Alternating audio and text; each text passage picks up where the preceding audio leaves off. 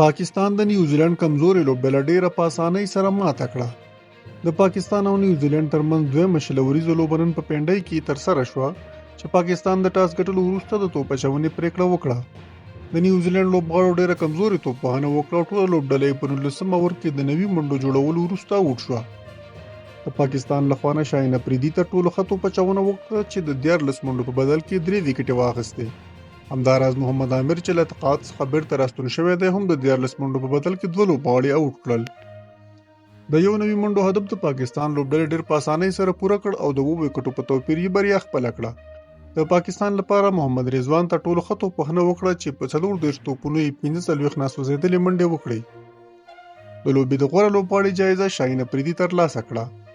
د یادولو وړ ده چې د نیوزیلند ټول مهم لوبغاړي په آی پی ایل کې مصروفه دي، خو کوم لوبغاړي چې په آی پی ایل کې نشته هغه پاکستان ته تللي او د پاکستان سره لوبلړۍ ترسره کوي. د پاکستان او نیوزیلند ترمنځ دغه لوبلړۍ لومړۍ نړیواله شلوریزه لوبه د باران د ورښت له امله بې پایلې پای ته رسېدلې وه.